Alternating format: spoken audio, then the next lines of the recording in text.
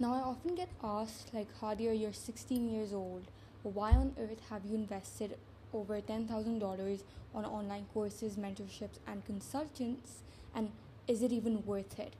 And if you truly understand the concept I'm about to tell you in this video, like, genuinely, you're not only going to save countless of hours, but it's going to add thousands of dollars to your coaching business. And before I actually dive into the concept, you first really need to understand, like, the importance of investing. Once I understood this, I can easily throw more money into my education because I know it's going to bring it back tenfold. You right now hesitate to reinvest back into the business, whether it's getting new information or hiring A players who can outperform you in the task you're currently doing, anything like that.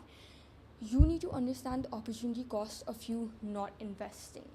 What is the opportunity cost? Well, for example, if you don't invest, you're going to stay stagnant. And if you're stagnant, that is your worst case scenario because you're not growing, you're not declining, you're just stuck in the same position. And the only way to get through with that, the only way to actually not be stagnant is and to grow is by investing. You need to actively ask yourself what is the money/time you're going to be losing if you don't invest into a problem and solve a problem faster. I remember once I was starting out, like, I thought my age and my gender was such a big disadvantage because there were not many females in the info space and like not many young people starting out. I was 14 at that time, now I'm 16. However, once I actually invested into like a community, and when I hopped on calls, I got to know, like, the mentor himself, he told me that my age and my gender is actually a big USP. I can use them as my unique selling points because it's something not many people have. So that's how I turned the things I thought were disadvantages into advantages. But the truth is, I would never be able to figure that out, or even if I would, it would take me time to figure that out. And instead, by just investing into a community, I got to know that information much faster and I could make certain decisions accordingly.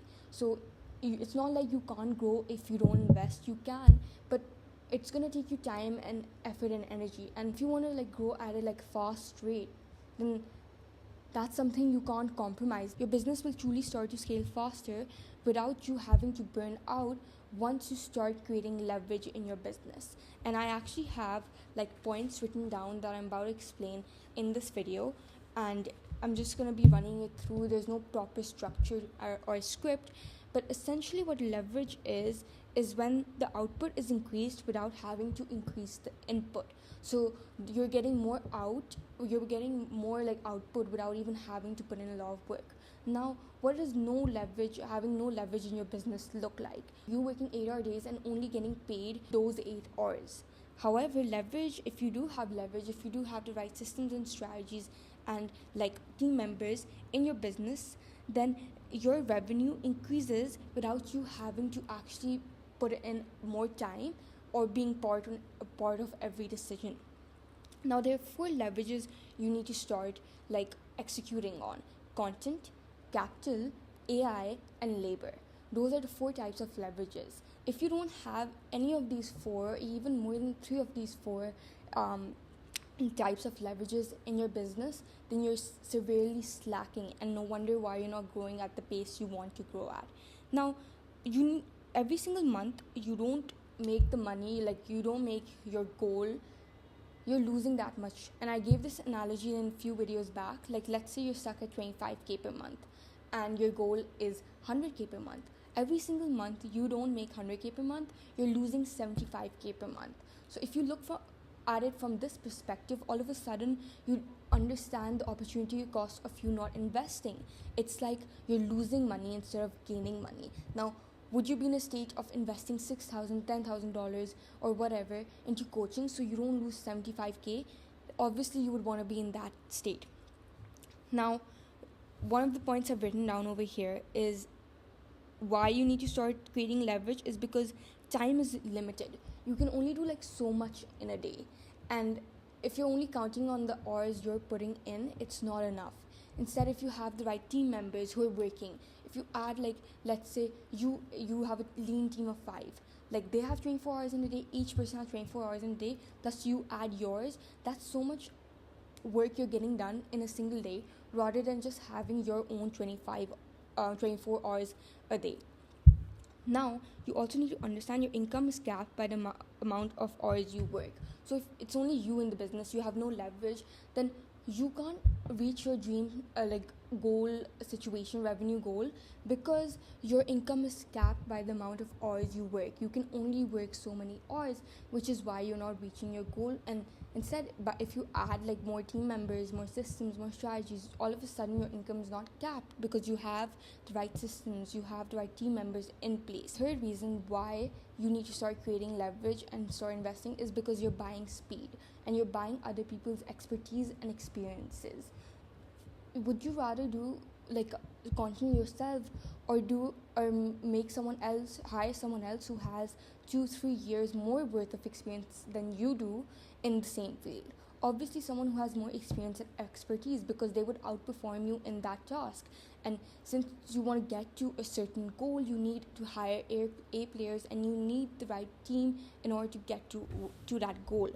It's like, if you start treating money as a tool and not something you hoard or you like just save, you start reinvesting it back into the business because you're treating it as a tool. You're buying speed, you're increasing your expertise, you're increasing the experience and the labor and all of these things. Then all of a sudden the money starts flowing in your business much more smoother than when you were like hoarding it, or when you were saving it, or when you were being stingy when it came to investing and reinvesting back into the business.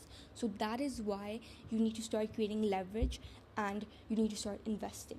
Now, I want to specifically talk about content leverage, which is one of the most powerful forms of leverage out there. Because instead of repeating the same information again and again on sales calls, DMs, like anything that is one to one, you should just create an asset and direct people to that asset. What that will do is that it will save you a lot of time, because you're not going to be repeating the same information again and again, and it's going to give people an ecosystem to get inside. It's going to give them an ecosystem they can be nurtured by. If you do content the right way, it builds credibility and trust at scale. Now, what it does is that it reaches thousands of potential clients. It handles objections and questions and all of that stuff before you even hop on the call, which is why it pre-sells your audience, because before they even hop on a call, they know that they want to invest into you. They know that they want to buy into you, which is why you're creating so much potential, you're creating so much leverage without you even having to hop on a call with unqualified leads and with people who want to think about it. These people will turn your sales calls into onboarding calls if you can leverage content the right way. And what most people do is that they think content is just something that gives you linear growth. That's outreach, that's ads. But content is not like that. That's why most people can't stick with it, because if you do outreach, although it's gonna get you like results quicker, it's not sustainable, it's not long term. And if you're in this game long term, and if you're in this game for a long run, then you absolutely need to implementing organic systems. Don't even touch ads until you hit like $1 million per year, and stop doing outreach. Instead, fully and solely focus on content, because even if it doesn't get you results 1 month down the line or 2 months down the line, 3 to 6 months down the line, you're going to have an absolutely amazing ecosystem.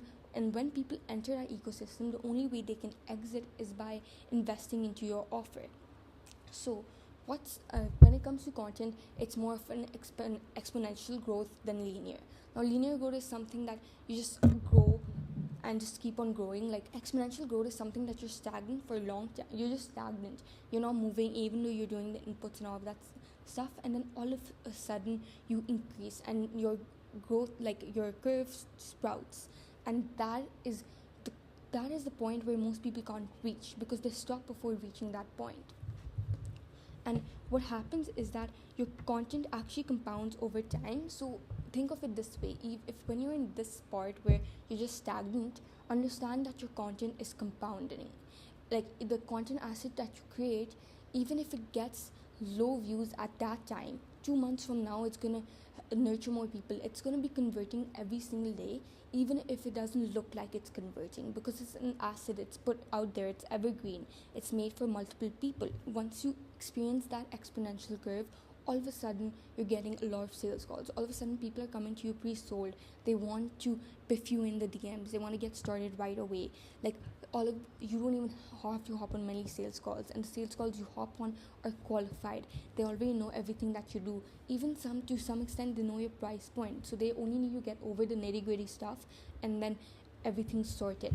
That's the amount of leverage you can create if you start with creating content and start actually sticking with it. Now, an analogy so you can understand this better. You have two coaches out there who are in the same niche. Let's say they're in the dropshipping niche. Okay, so two online coaches who are teaching people to reach their first 20k per month with dropshipping. And coach A, who's like spends hours throughout the day doing outreach, and they're doing the setting process all by themselves, and they're just getting burnt out because it's just like every single day it's so repetitive. They're doing everything by themselves, and even if they do book any calls, they're unqualified, and they want to they want some time to think about it. They don't know their price point really well. They're not willing to pay in full. They're not even willing to pay the proper installments. They're just very unqualified, and they just do everything themselves. Low leverage, high leverage activities. They don't even get to the point of doing high leverage activities because they're so burnt out by doing the low leverage activities again and again. However, then comes coach B, who's focusing purely and solely on inbound acquisition, and they delegate and outsource tasks that other people can do better, or is just like low leverage, aren't worth their time, and they focus on building the leverage the right way. When it comes to booking conversations, their conversation and their leads are much warmer, they're pre-sold, and they just have qualified sales calls overall. Now, a few months later, coach A is still stuck in the same position. In fact they're worse off because they're not even growing, and coach B is actually hitting record months in the business. They're like not even working that much, yet they're getting the right output, and they're hitting record months. Like, the business is doing extremely well, like they're getting more and more opportunities, their content is converting, all of that stuff. Who's in a better position? Obviously coach B, because they took the time to create leverage, and few months later they got the few fruits of their labor. It's that simple. I hope you really do understand this analogy, and let's move on to the final point of like what things you can actually do to start creating leverage and start seeing the fruits of your labor. Well, number one, you need to start delegating activities that are below your hourly rate. So how much you're making right now, ask AI like what's your hourly rate, calculate your hourly rate, and let's say it's $200 per hour. Would you think, let's for example, editing is the right action to do? Do you think it's a good action that you need to do by yourself? Obviously not, because your time is worth $200 an hour, yet you're doing activities that are worth like $5 an hour. So make that make sense. So once you understand your hourly rate, reverse engineer all of the steps you need to do and things that you don't need to do, and the things that you don't need to do, outsource them.